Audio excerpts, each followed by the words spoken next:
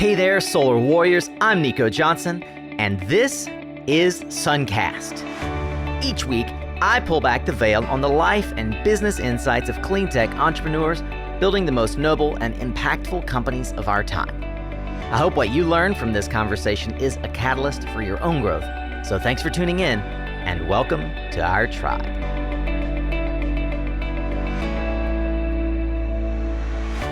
Hey, welcome back, Solar Warriors. Thank you so much for lending us your ears and the only non-renewable resource that you possess. That is your time, of course.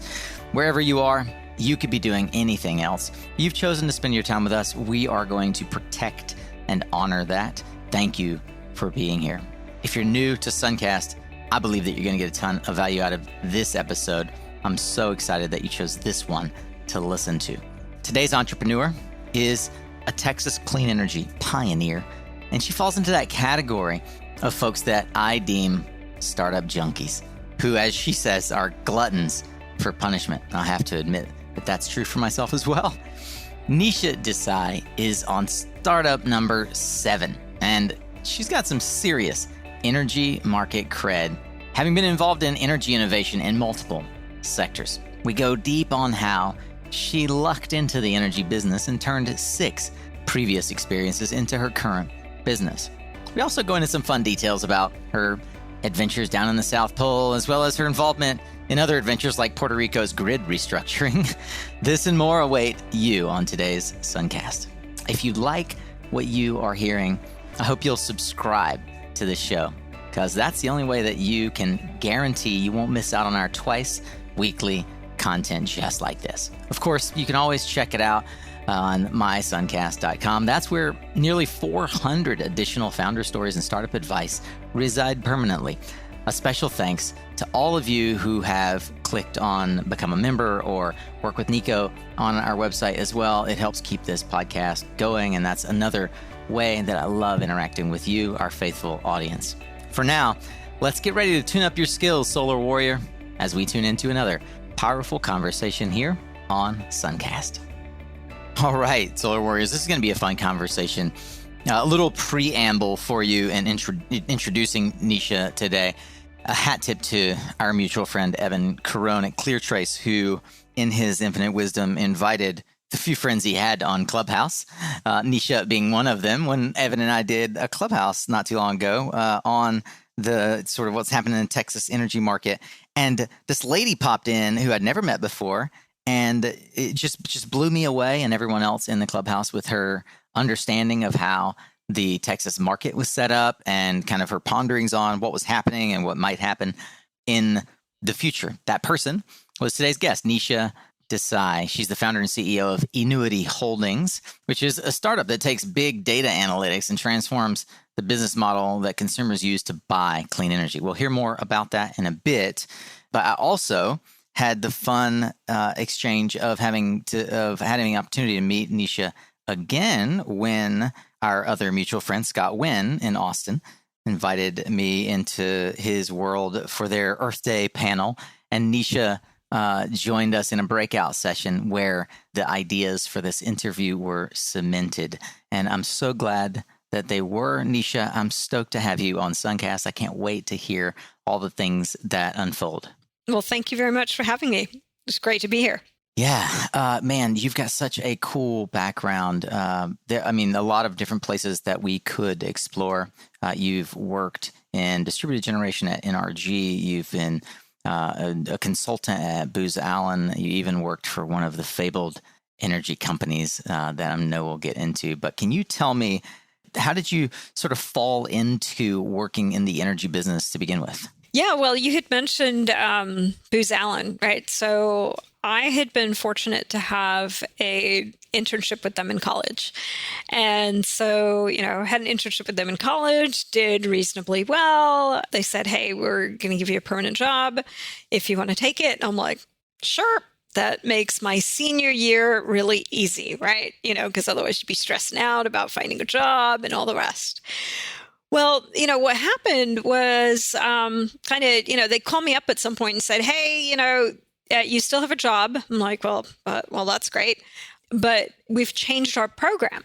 for the incoming analysts. And you now have to pick a group. So pick a group.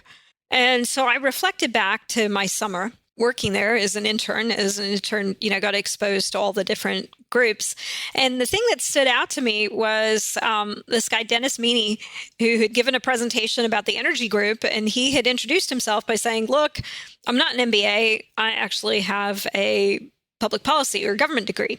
I thought that was super interesting and he was explaining, because a lot of times the energy industry, really, there's a lot of public policy issues. And for me, at that time, I was a double major, political science and economics. And, the things that were really interesting to me were things that were all really about making the world go round.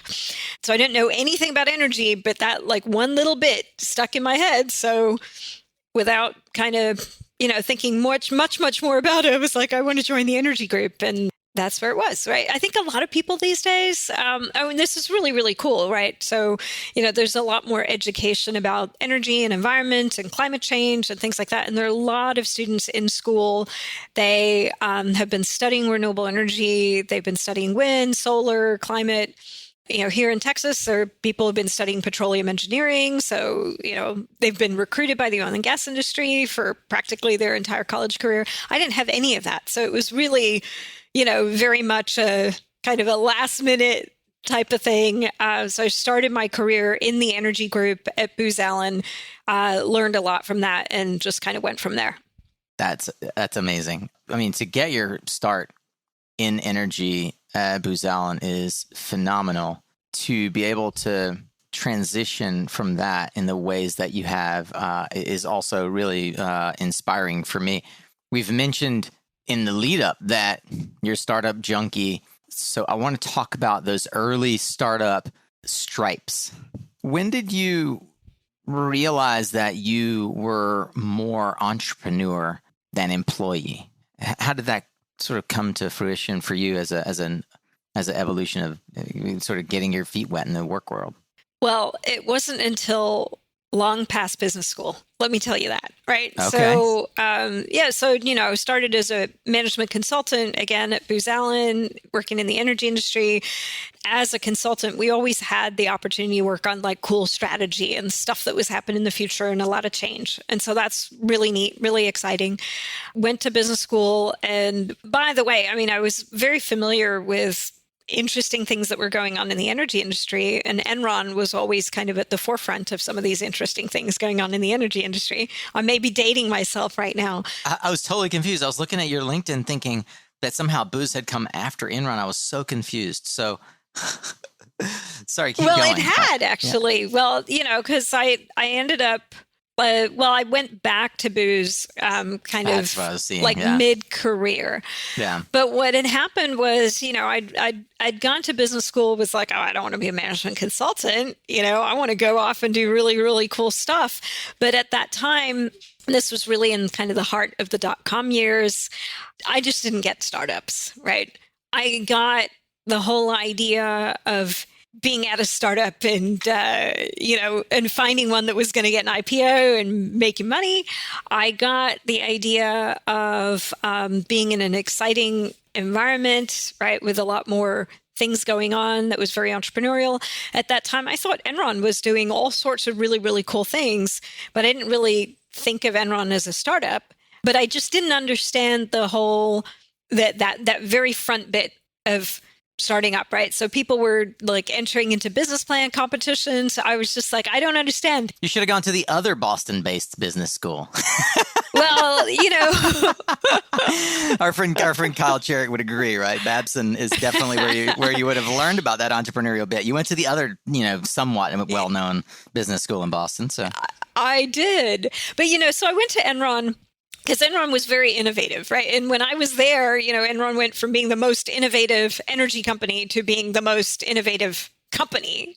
And I think it was really at Enron where I finally put two and two together in terms of, okay, so yeah, new product development, innovation. Yes, I get that. But then how do you think about that in the context of just really creating a new business from scratch, right?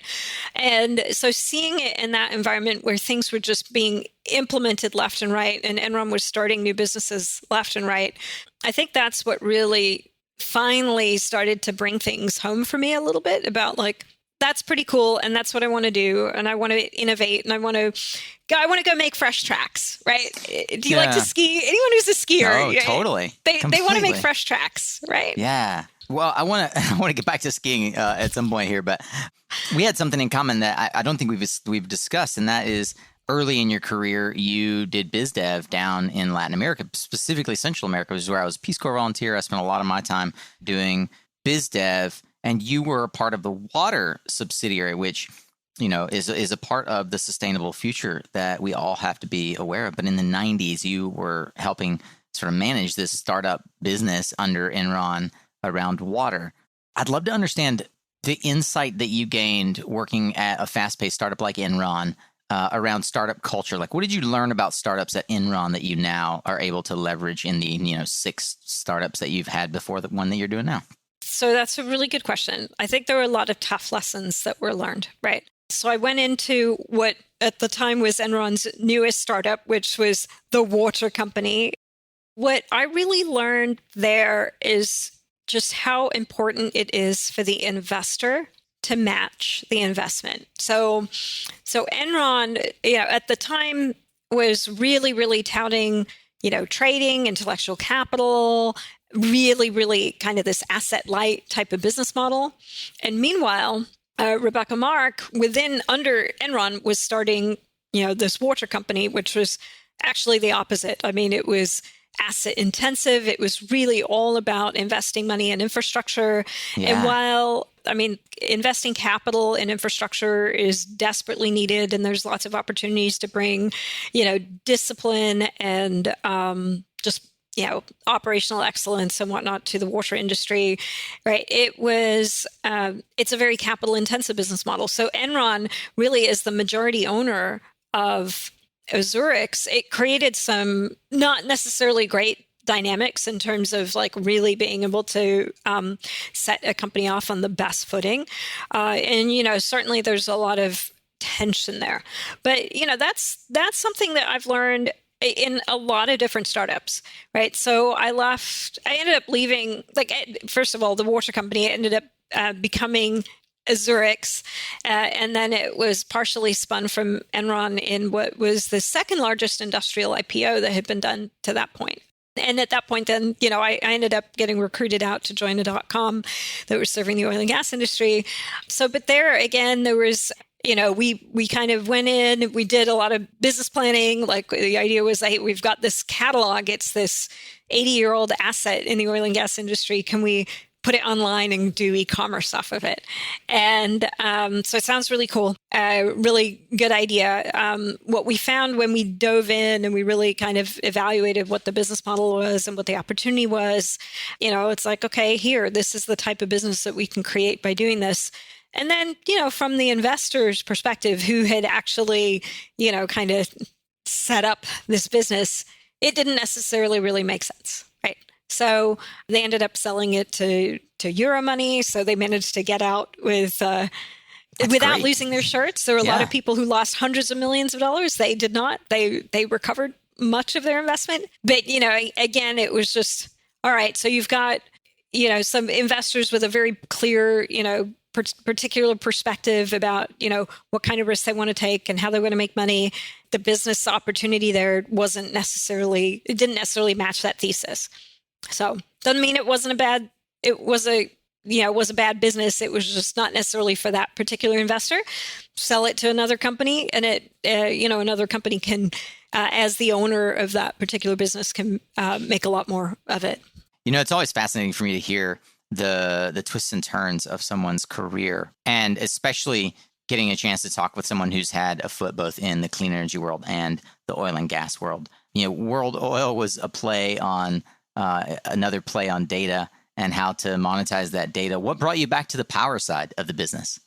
So post World Oil, I actually went to a venture capital company that was a Houston-related startup in itself, and to really invest in kind of energy technology companies with the idea that, look, it's Houston. There's got to be a bunch of energy tech companies coming out of that. And from there, I actually had met some folks that were working on energy storage, ended up working with them and joining their energy storage startup. And so this was in the very, very early days of the Texas wind market opening up. And so what was happening is there's so much wind that was essentially kind of overwhelming the transmission system. Yeah, curtailment. And look, when it comes to power, I mean, power prices are really volatile, and storage has always been the holy grail. But now there's some folks that were working on a technology, compressed air energy storage development. We had some sites, there was, real thinking that we could put energy storage together with wind and generate value. And so, I spent quite a bit, I spent 3 years there actually as a pioneer. And this was compressed air storage, if I'm not mistaken, right? Compressed air energy storage, exactly. Wow. So, it was the only solution at that time.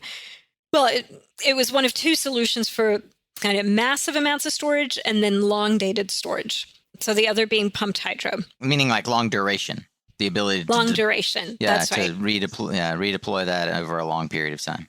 Yeah. And batteries, that was just, that was a pipe dream, right? Yeah, this is 2002. This is not, people were powering using car batteries to power off-grid systems at this point. Yeah, exactly. But what we did, which was pretty cool, is, kind of figure out the business model, right? So what are the different things that can be done with storage, right? So the ancillary services, the grid services, the transmission deferral, on-peak, off-peak arbitrage, so it's basically stacking up different values. So we figured out how to do that. We figured out how to kind of build a business case for putting energy storage and renewables together. We thought we had a competitive value proposition. The only thing is, it was just, we always felt like we were at step one of a 12-step program. So there were a few wins for sure, got some interesting grants and opportunities from the DOE and from NYSERDA and from state energy offices in Texas and New Mexico and Oklahoma. So we're definitely able to put teams together, coalitions, but unfortunately, we just could not get to the point where we were able to get like a project financed. Still too early.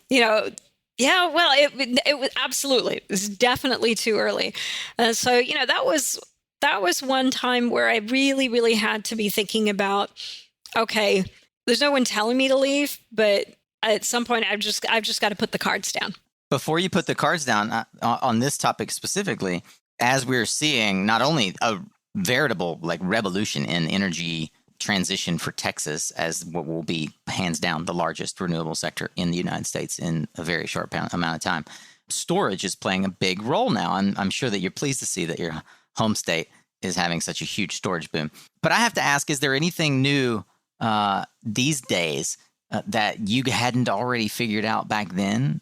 Are there any sort of new tricks that you see in the market right now or real tactics that would have been benefited from back then that have been innovated upon now? I think the thing that's with the technology characteristics itself of batteries, and there's a lot more locational flexibility with them, which also means not just kind of where in the country you put it and where on the grid you put it, but then also being able to put it at the customer premises. And so that opens up a lot of different value streams and value propositions that you don't get from having kind of bulk energy storage that is pretty much just kind of a supply side producer type of resource, right? When you can put it at the consumer side and use it to provide the consumer with flexibility and storage and resilience at their site, it is a very different proposition. So that, again, that's something that a different technology can do, open up, additional kind of value streams to make it work. Well, you were mentioning at some point you've got to, as Seth Godin says, you got to know when to stop digging, right? How did it become clear to you that you needed to start sort of raise your head out of the trenches and look around to decide if this is where your career was going? Well, I mean, it was just, at that point I'd been there for 3 years and we didn't have a deal done. Right? We didn't have a project finance. Yeah. Was 3 years too long? Looking back on it? Yeah, maybe. Yeah, probably. Maybe 1.5 or 2 years would have been plenty, right? I think I was still learning and whatnot, but I was also kind of at the tail end where I was getting a little bit tired. to be honest with you, right? And so rolling that pencil uphill. Yeah, exactly. So kind of figuring out maybe stepping out of that a little bit earlier might have been a good thing. Can I ask you a question about then? Because like this was my experience as well, and it was similar, and I know you had to experience this in Xerix. What we tend to do as people with skills in business development and a network in a niche, like Central America or in storage or in the power sector of Texas, but loving the bleeding edge of technology, we can tend to, and I see this happen to myself and to a lot of others in this sector, get stuck in a really small niche early in your career, which can be detrimental, right? You've spent a year and a half too long, perhaps, at this storage company where you weren't seeing, I said rolling a pencil uphill, there's no velocity. You don't get to see enough deals. You don't get to see what success looks like enough times to form that filter to be able to see an opportunity and instantaneously know it's a good deal because you've seen so many more that look like a good deal. That can definitely happen. Although now sitting on this side, it's like a year and a half, big deal, right? It's kind of, if it had been 6 months, a year and a half, right? It really becomes harder to think about like optimizing a single year or single 6 months or something like that. Certainly at that age, right, where you're going like, like, hey, body clock or whatever, right? The time seems a lot more significant. Nico, to your point, in terms of like, okay, once I figured out there's pushing the pencil uphill, right? Now it's like, okay, let me regroup. And actually at that point, there's tons of things going on with energy and huge demand for consultants from my old team at Booz Allen. Ended up going back to them, working on lots of really, really cool projects, both in the oil and gas side and for utilities.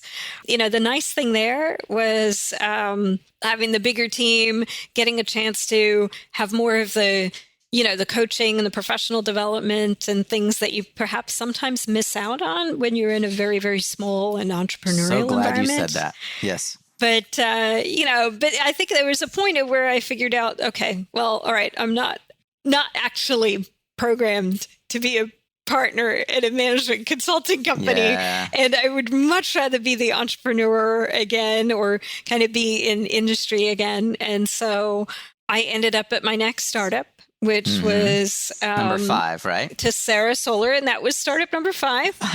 Again, it was still somebody else's startup. I'm keeping the count here. I'm fascinated. Go ahead. Still somebody else's startup, but this was a solar company. It was concentrating solar power. So it was a development company associated with a new technology company. Super, super exciting. For context, folks listening in 2021, 2022 might think, what? You went to a Dish Sterling company? But we had lots of opportunity in 2009, 2010. Optis Solar had just gotten bought by First Solar. Like, this was not a dumb idea that concentrating solar power was going to proliferate and be a mega opportunity. Absolutely. And, at that time, PV was $6 a watt, right? Yeah. And our cost projections That's right. were $3 a watt. Yeah. And so, what we had was a very, very viable value proposition and, a chance to kind of establish, something that had a very defined niche in the market, because it was something that, could provide solar power with a lower levelized cost of electricity than PV, could, be a lot more efficient in terms of land use. Yeah. And it was super sexy it was really neat. At the time, super sexy at the time. Yeah. Really different.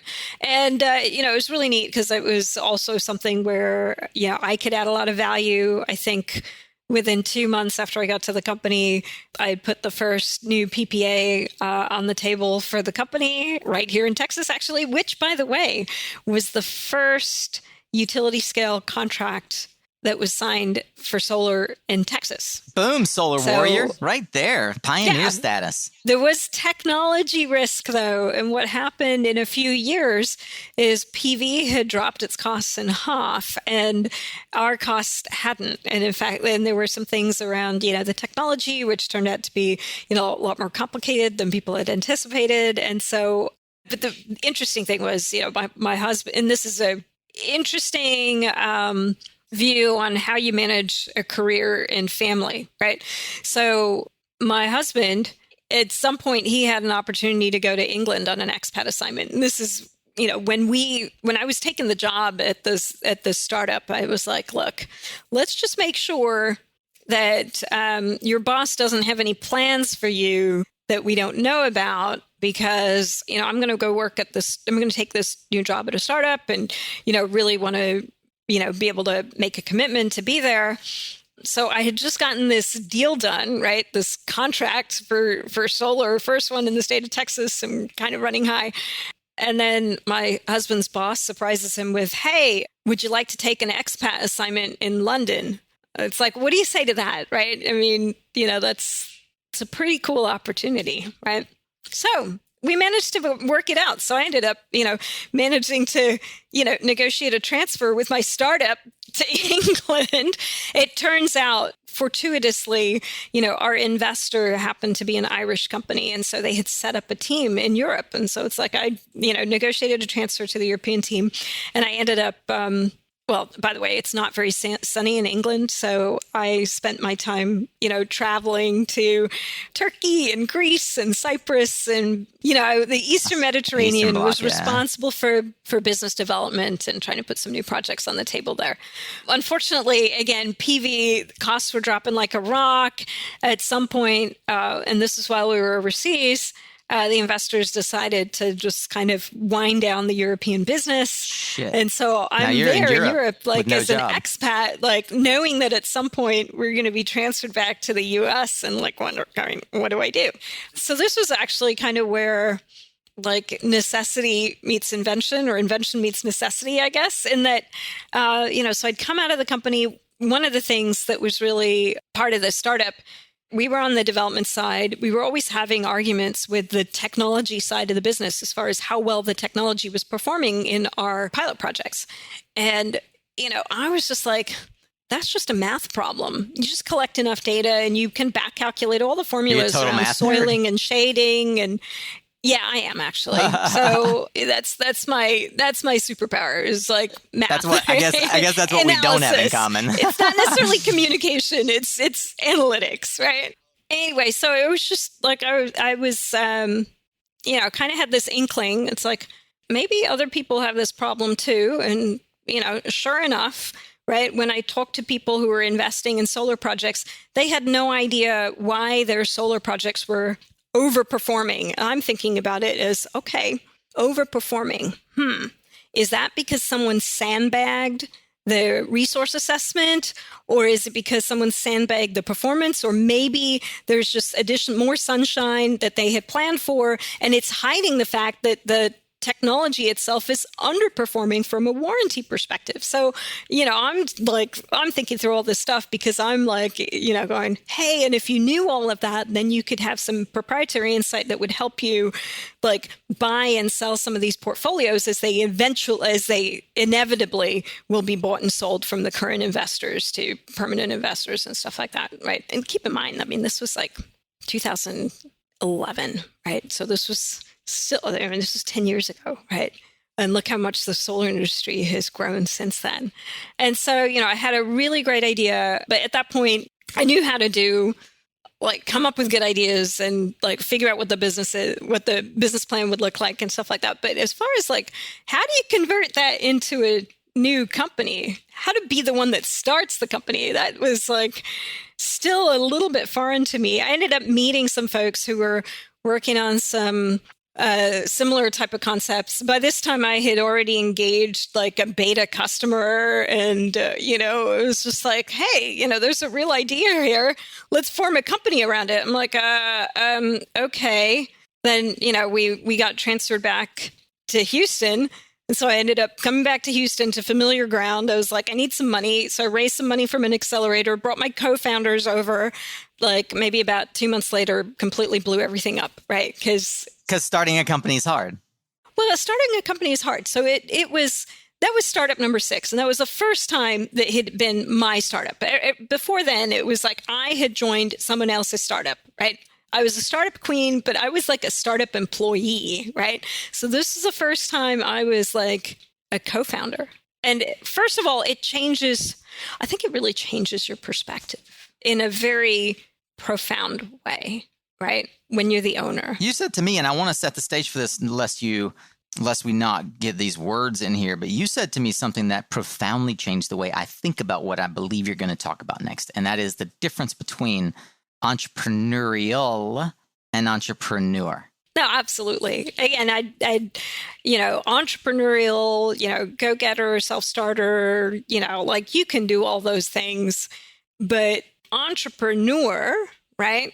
In terms of actually starting a company or drawing the line in the sand and saying, I'm doing this. Nobody is paying me to do it, but I'm going to go figure out how to pull the resources together to make this happen. And you can do that in many, many contexts. It doesn't have to be just around forming a company, a for-profit company. In fact, I think some of the most amazing entrepreneurs in this world are the social entrepreneurs, the ones who create new schools when one is needed, or a not-for-profit to go, to save children, or to cure blindness, or to, hunt for some, for cure for some orphan disease, right?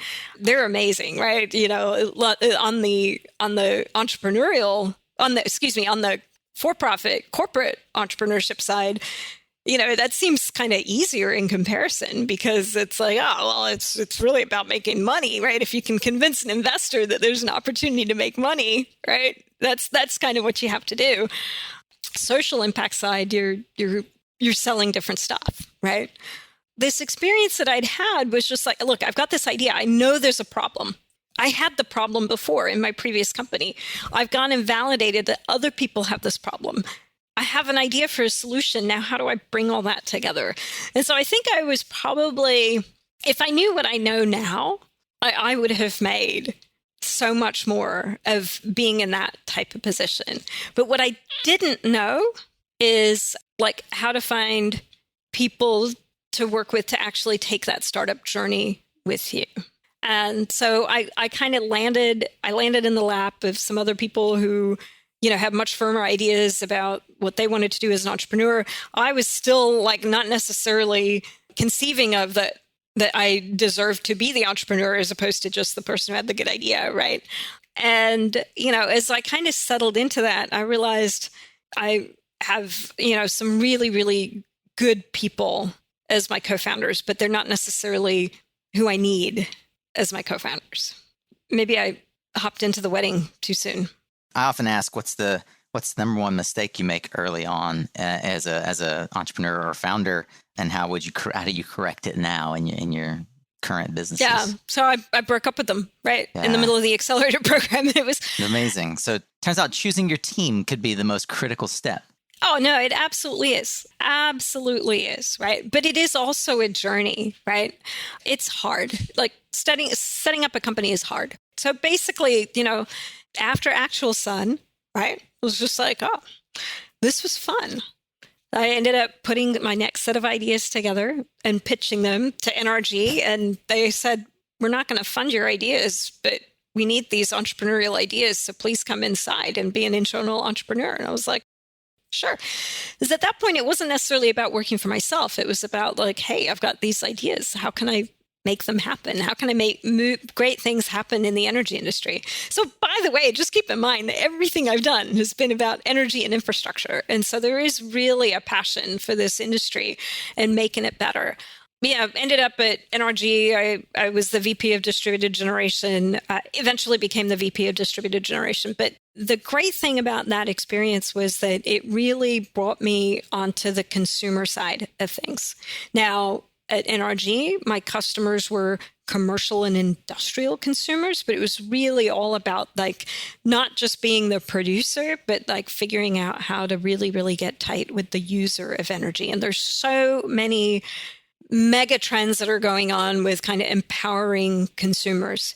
But I left NRG a bit frustrated because I felt like the residential customer was not necessarily benefiting to the same degree that commercial and industrial customers are benefiting when it comes to this clean energy revolution, right? So again, when I was working in energy storage, I saw what the PPA prices were for the wind deals, and I know where they were relative to the market price for kind of grid power. And as someone who's just been involved with solar and a lot of other deals, like I know what the project finance economics look like, and I've seen the cost of solar drop dramatically.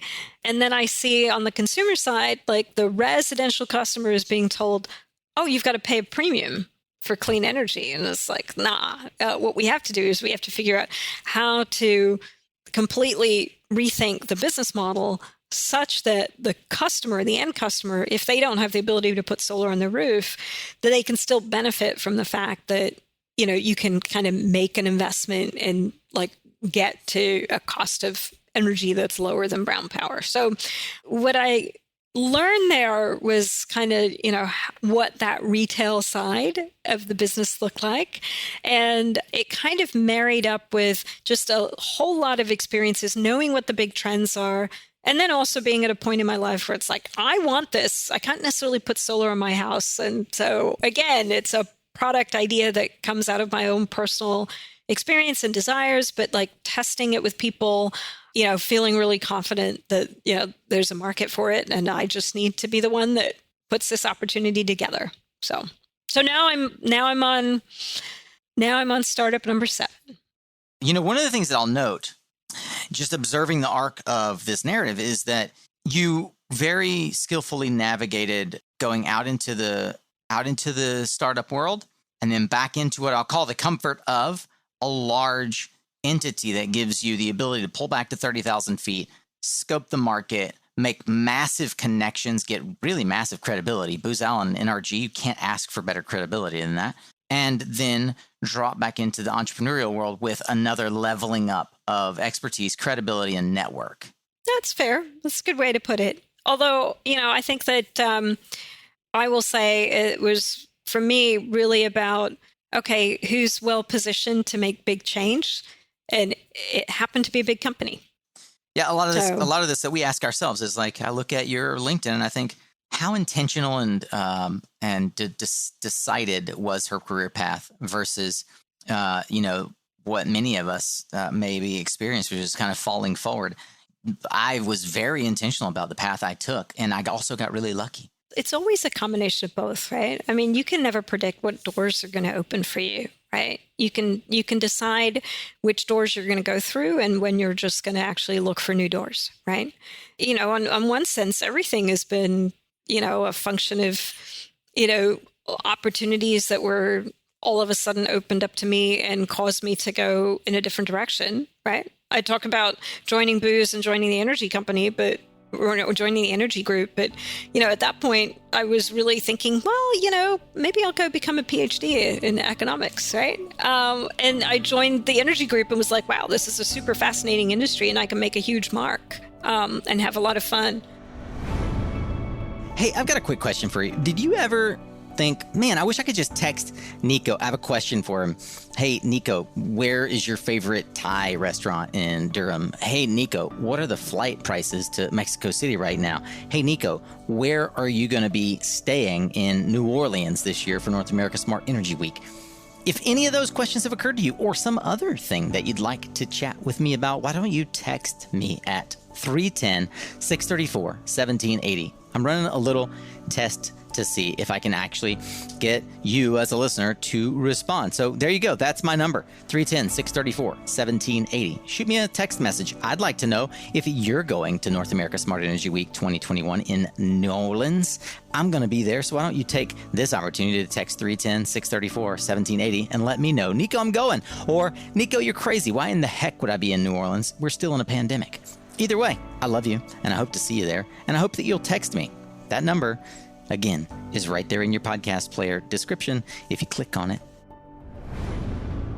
Nisha, you are clearly, you've got entrepreneurism in your blood. We talked about entrepreneur versus entrepreneurial, and here you are taking a role again of the entrepreneur dice. Ennuity is the 7th go at creating value, and this is your deal. So I have to ask the question, why At this juncture in your career, why this problem to solve, which could take you 3 to 10 years of the next chunk of your life? It's personal, right? I'm at a point where, the problems that we're trying to solve are ones that I'm experiencing. I feel like the time is right for the solution, right? And basically, the issue is like for over my career, I've seen renewable energy get cheaper and cheaper and cheaper. And certainly at the wholesale level for utility scale PPAs, right? I know how much value there is for the off-taker. So it really irritates me that at the residential or kind of the retail level, people are told that, if they're buying energy from the grid or whatever, and it's green, that they have to pay a premium for it. Granted, that premium is shrinking, but I've seen plenty of deals where green is cheaper than brown, right? So how do we get that to the end customer? And then also just like for people who don't necessarily have the right roof, but want to invest in solar, but don't have all this passive income to go be, an investor in solar projects, like, is there a way to kind of synthetically create an opportunity to put money to work and get the same type of returns professional investors are doing? So I think it's just given how cheap solar has gotten, and then also just fundamentals in opportunities for new business models and things like that. It's the right time. It's a good time. And I'd much rather be doing this, continuing to try and shoot for the moon rather than work for corporate right now. I hear you, and that is the drum that I think I've beat for the last 5 years as well. I really respect that. One of the things that I try to get my hands around or my head around, and we might not want to go like too deep down in the rabbit hole of kind of how your business is going, given that there's a lot of proprietary aspects and things that we can't necessarily talk about with annuity. But can you help distinguish between, so we've talked about the fact that you are a data nerd and you love understanding how the market works and helping others extract value from that understanding. Is this a technology play or a business model differentiation in the marketplace? And are there any analogies for what you're trying to accomplish that would help us understand sort of the long-term vision for annuity? It really is around business model innovation. There's technology and analytics and whatnot, but that enables us to provide the business model innovation to the customer. And then, effectively, what's the analogy, right? I mean, there's a couple of analogies. There's community solar, or the ability to subscribe to offsite solar panels. And sure, we're kind of a version of that, sort of, although it's probably much more similar to when you buy the panels and you put them on the roof. You've got that real sense of ownership as opposed to just, like, hey, it's a no contract subscription, right? Which, that has no longevity to it on the customer side. So what we're trying to do, we're trying to empower them to kind of make that longer term commitment and then structure it such that there's ownership, or at least as close to ownership as we can get, with the panels not necessarily being on the roof. And by the way, we're starting in Texas, in the deregulated market in Texas, and there's no net metering policy here, which creates an opportunity for community solar. So we have to create commercial contracts that effectively give someone that ability to have their own personal source of clean energy, not necessarily on their roof. Well, Texas has been one of the innovation markets all the way back to your Enron days of how a deregulated supply market can function. So Nisha, where you mentioned Texas, obviously that's your home state and that's where there's a lot of opportunity. Do you see this business model being replicated in other states as well?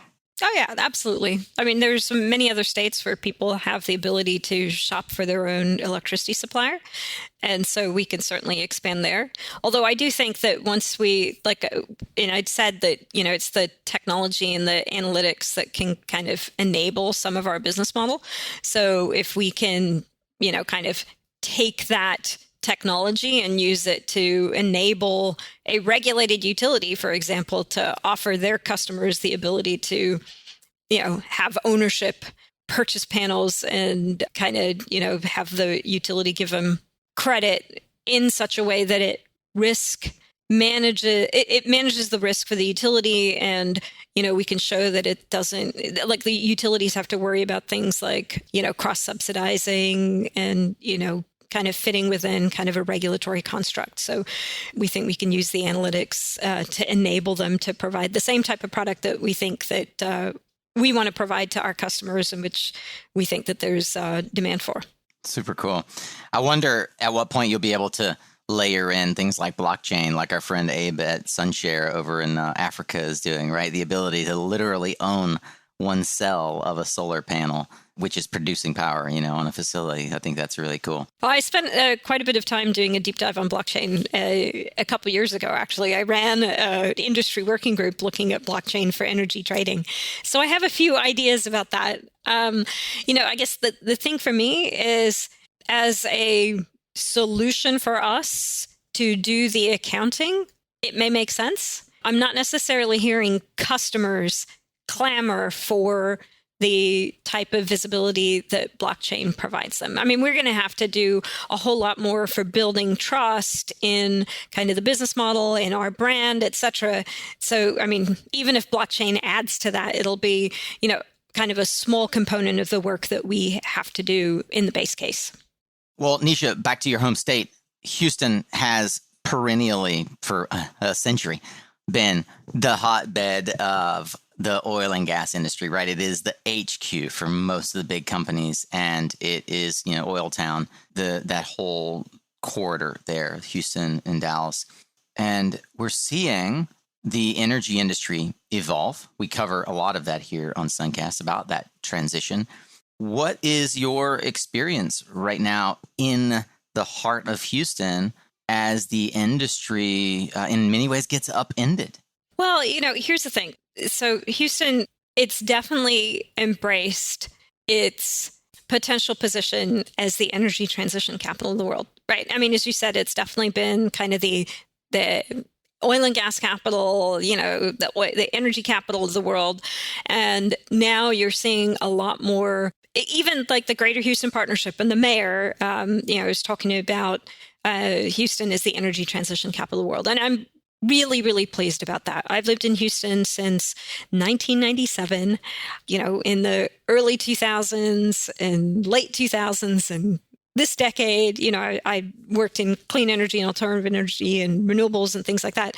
And it was not necessarily a lonely place, just because, Texas has been a huge, huge market for renewables, but, no one ever really gave Houston the credit for being kind of the leadership center for the clean energy industry. And I think now that the oil and gas companies are really kind of waking up and saying, okay, they're going to flex their muscle, and they're putting money into, corporate venture companies that are like looking for these new companies. There's a number of the private equity funds, right, that are setting up these energy transition funds. Greentown Labs, the largest climate tech incubator in the country, where we're co-working, where we're housed, right? So they opened up, this was their first expansion, and they picked Houston. Super so exciting. now there's a facility that's opened up. It's actually a recycled building. It used to be a grocery store, and now it's a clean tech incubator. Is it in the strip mall? No. No, because I'm from the South. Like, most grocery stores are in strip malls. That's kind of how. Yeah, no, there's no strip mall. It's basically got the entire block to itself. Wow. Well, I'm curious. But, that's pretty amazing.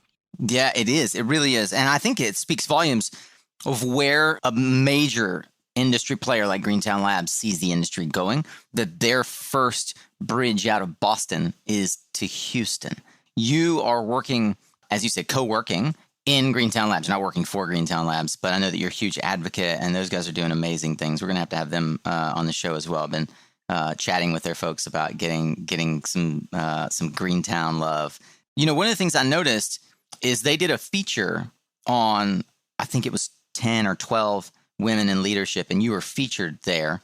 For those who didn't see that feature, there were two things that stand out to me. I'd like for you to share what the leadership principle or principles were that you shared in that feature, because I think that it was insightful. And then the second, you dropped a teaser about a little trip that you made to the South Pole, and I'd love for you to share with us. Consider this my DM, and so share with the audience kind of what that's all about.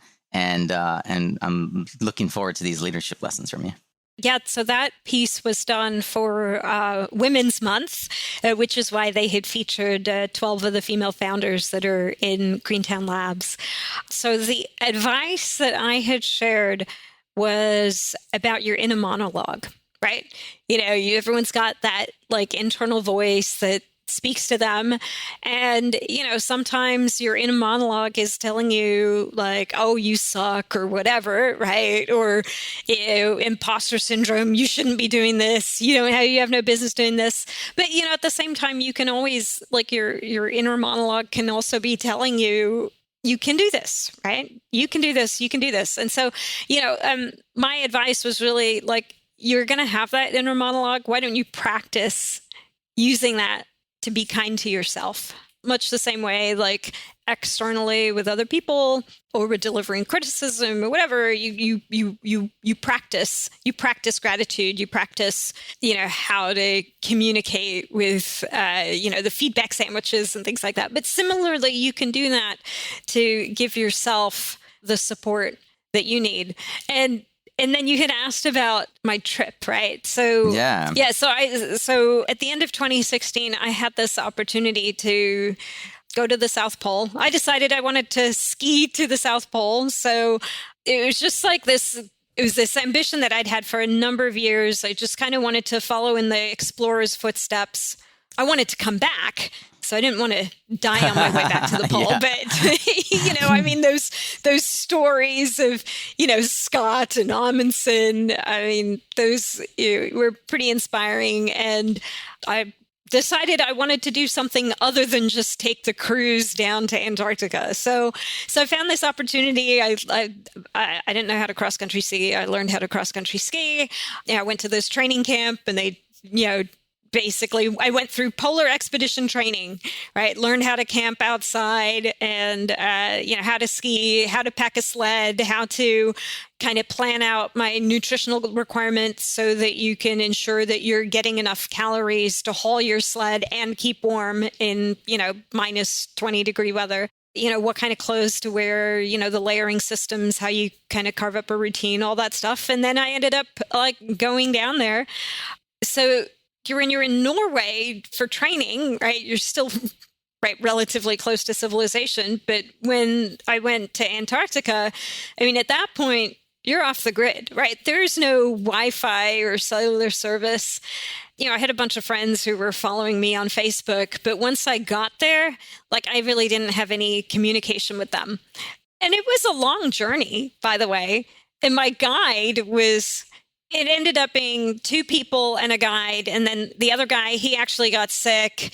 And so they had to evacuate him. And my guide's like, well, given the way you ski, you may want to get on that airplane too. And I'm just like, there is no way I am quitting in the middle of this, right? Yes, I've got, another 50 miles or something like that to ski, but I'm going to do it. I can do it. I know I can do it. I'm not going to get talked into, quitting early. Now, just keep in mind, I'm out in the middle of nowhere. So now it's just me and the guide. And, so that going back to that inner monologue, right? It wasn't like I could go check Facebook and see all my friends rooting for me.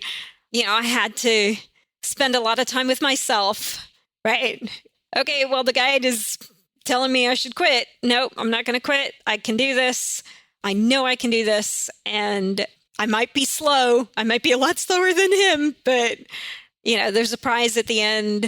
Yes, my fingers are freezing, but I've trained. I did all the training. I invested in, gear, it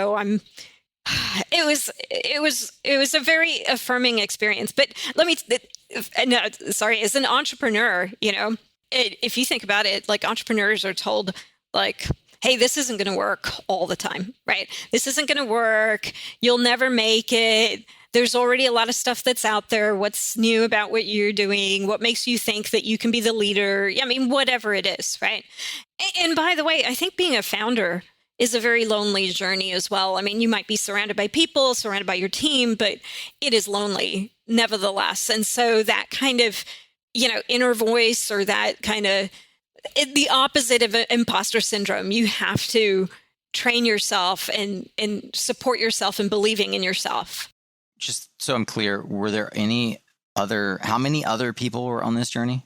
It ended up being just me and the guide. There was one other person who had signed up for that particular trek to the South Pole. But like I said, he got sick and he's throwing up over his sled. And so they sent a plane to evacuate him. I just think that's so baller. It's so badass that you did that. For any, I don't know how many of you will have any reference. I know a lot of listeners listen to the Rich Roll podcast. He's one of the only podcasts I routinely listen to when I have an extra 3 hours for an episode. And I remember in 2019, this story resonates for me because I listened to his episode with Colin O'Brady, who I'm certain you're familiar with. Mm-hmm. Yep. I know who he is, definitely. Yep. I was following his journey. So, and it's funny, so when he was doing his trip, there was another guy who was doing a trip kind of at the same time. Yeah, they were kind of racing each other. Yeah. Yep. Lou, I met Lou I met him at the South Pole. No shit. Yeah, when I did my trip. Yeah, so.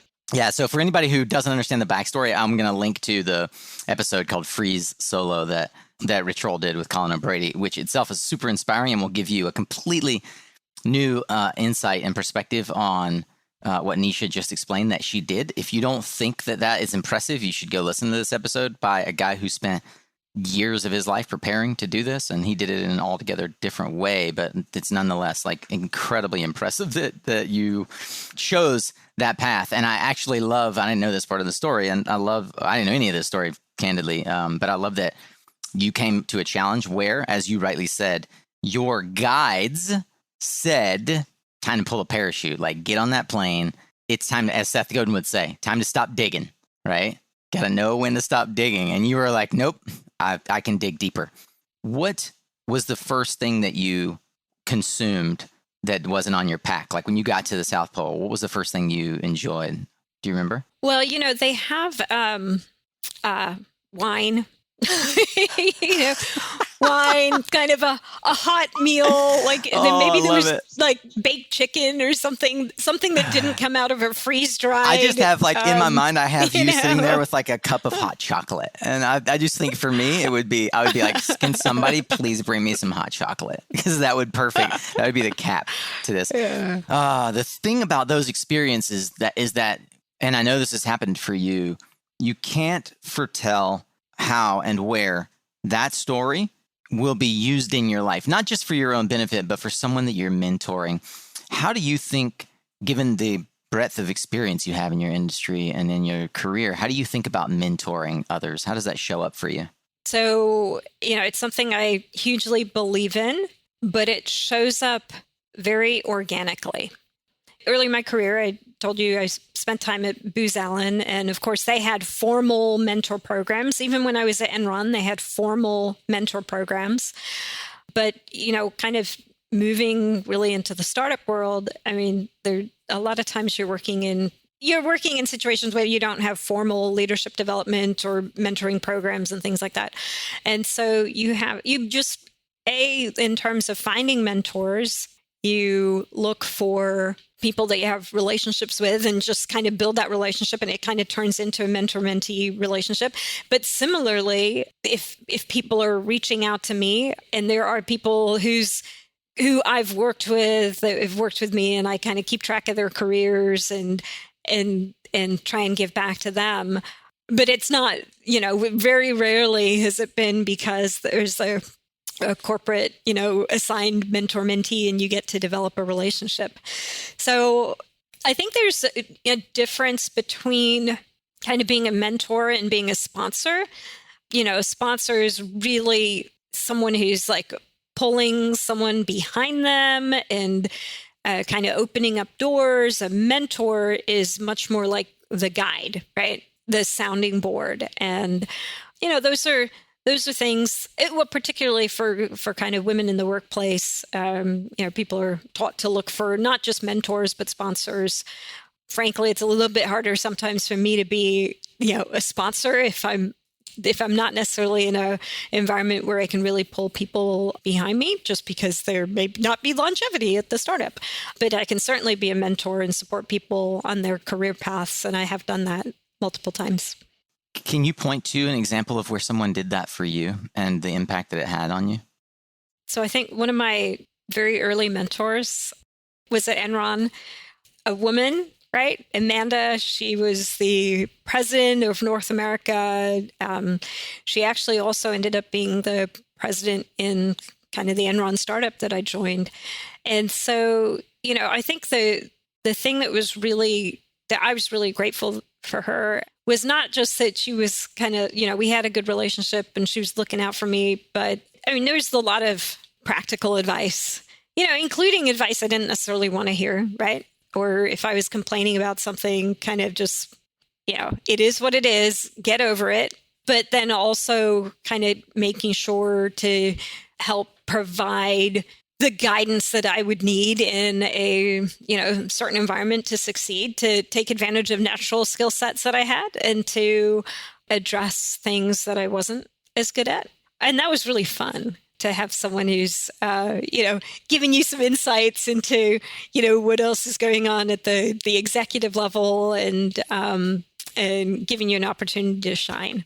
I read an article recently that was in Outside Magazine. You mentioned, the endurance required for the South Pole expedition. A lot of us as entrepreneurs often are looking at the goal, like rather than enjoying the journey. And as an endurance athlete, you have to enjoy the journey. This really is one foot in front of the other. At some point on that expedition, or many of them, you had to say, no, one more step, one more push. Sonia Looney, mountain bike racer, she uses a mantra when she's racing that is, don't wish it away, which is powerful, right? At some point, you're just wishing that it's over. You want to be at the finish line. But I've heard from countless entrepreneurs who've had successful exits, who've had illustrious careers, the similar mantra, don't wish it away. Is there a particular mantra that helps inspire you on a day-to-day basis, guide your company? I have my pet phrases, right? I don't necessarily use them for guidance in my company, but maybe they're guidance for you. More in terms of kind of aspirations for what I want to do. So like on the topic of mentorship and sponsorship and developing people, actually, there's that phrase, if you want to teach someone how to sail, don't give them the mechanics, really. It's like, teach them to love the sea, right? And they'll figure it out, right? And that is really something that I think a lot about, particularly in the context of a startup, right? Where a clean energy startup, which is very, very mission driven.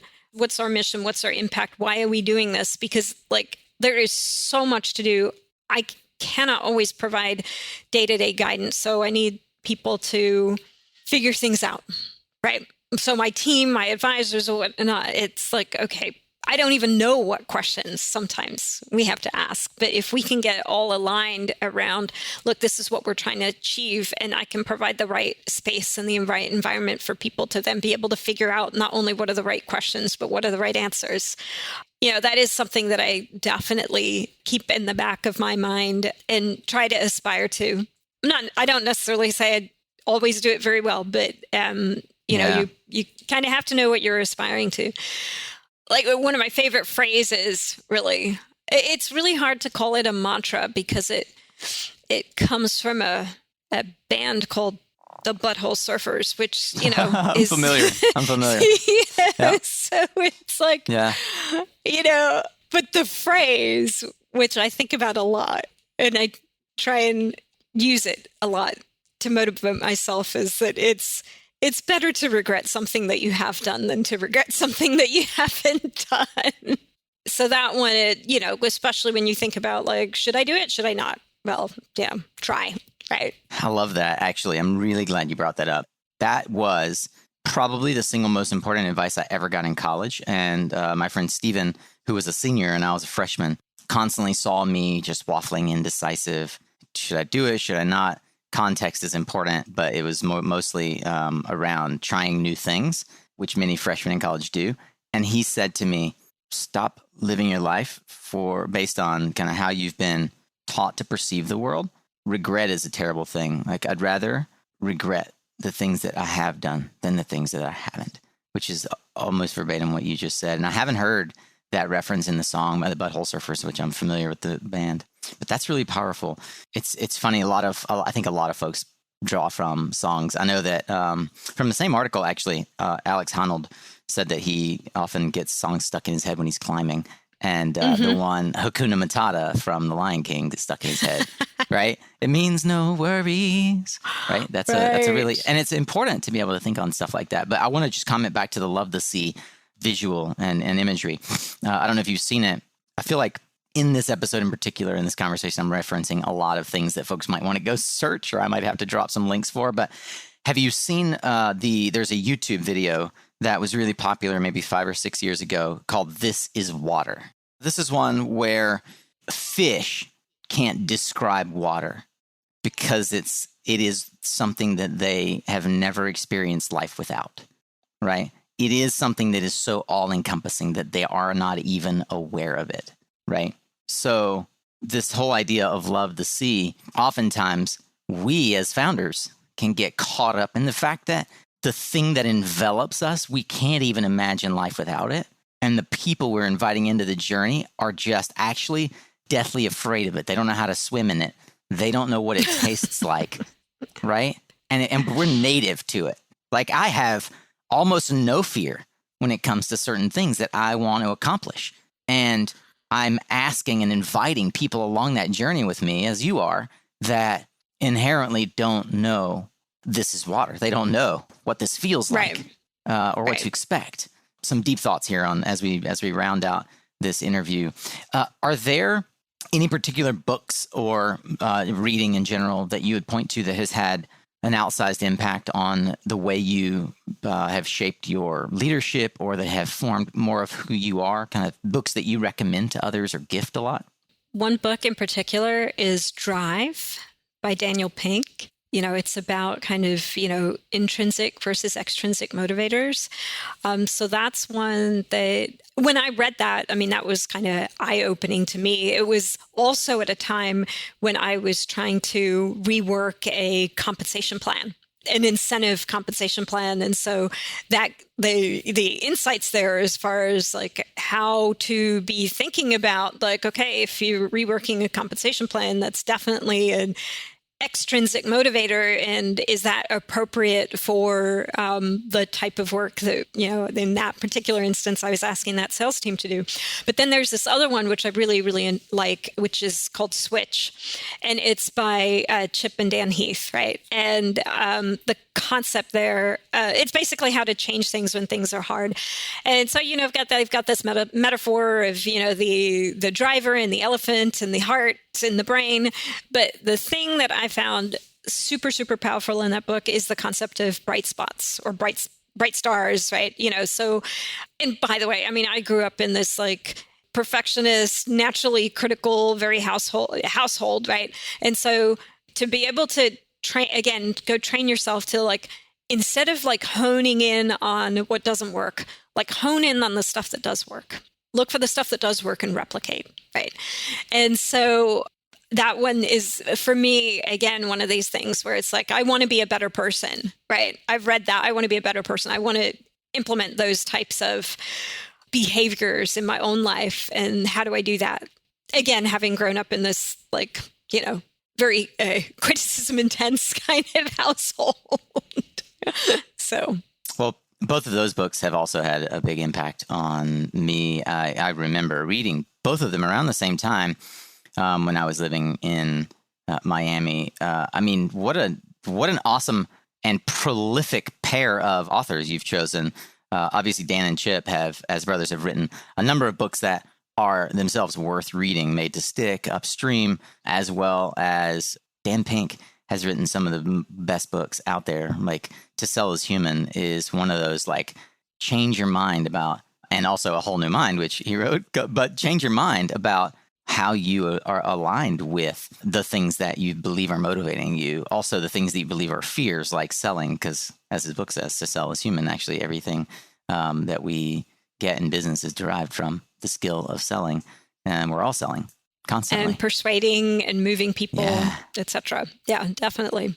Well, Nisha, I could go on and on. I love the conversations that we've had together, but I would love to just ask a couple more questions. Where do you like to be found? Where can people engage with you?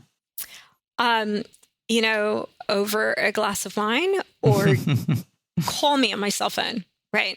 And actually, so I am active on LinkedIn and Twitter. Not Twitter. I am on Twitter, but perhaps a little bit more active on Facebook. But I'm old or old fashioned, but I would much prefer to see people or talk live. Do you want to just give your email so folks can reach out? Nisha at ennuityholdings.com. Yeah, Ennuity is ENNUITY. And Nisha, by the way, is NISA, which you'll see in the show notes. Last question. Let's end with our bold prediction. What are you seeing in the world that perhaps nobody else is tracking? What's in your crystal ball, Nisha?